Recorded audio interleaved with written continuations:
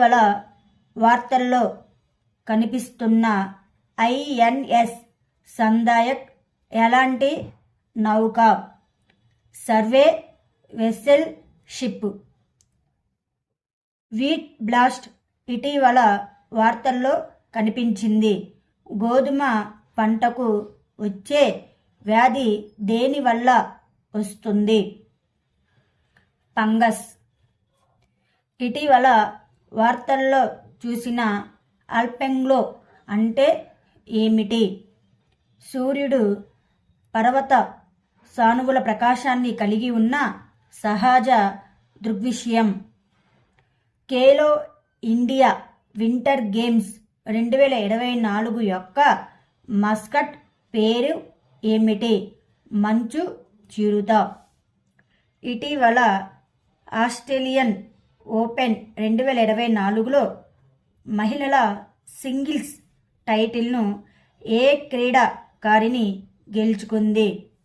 Arena Sabalenka. భారతదేశంలో అతిపెద్ద theatre festival Bharat రంగ్ మహోత్సవ్ ఏ రాష్ట్రంలో ప్రారంభమైంది? గుజరాత్ రాష్ట్రంలో. 2023లో ప్రపంచంలో అత్యంత రద్దీగా ఉండే నగరంగా ఏ నగరం అవతరించింది? London. The asset triple A awards for sustainable finance 2024లో best green bond corporate award ఎవరికి లభించింది?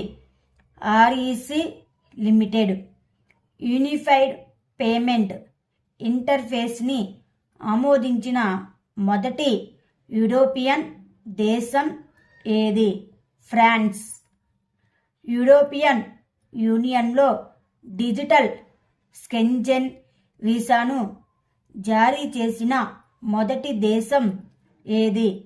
ఫ్రాన్స్. గ్రామీ అవార్డ్స్ 2024లో బెస్ట్ గ్లోబల్ మ్యూజిక్ ఆల్బమ్ అవార్డును ఎవరు గెలుచుకున్నారు? ఈ క్షణం. అంతరిక్షంలో అత్యధిక సమయం గడిపిన రికార్డును ఇటీవల ఎవరు సృష్టించారు? ఒలెగ్ కోనోనెంకో. 2024 ప్యారిస్ ఒలింపిక్స్కు టార్చ్ బేరర్గా ఎవరు ఎంపికయ్యారు? అభినవ్ బింద్రా. కేంద్ర హోం మంత్రిత్వ శాఖ 4 పథకాలను కలిపి కొత్త పథకాన్ని ప్రవేశపెట్టింది. కొత్త పథకం పేరు ఏమిటి? కేంద్రీయ గృహమంత్రిత్వ పథక్. Thank you students. Please like మరియు సబ్స్క్రైబ్ చేయగలరు.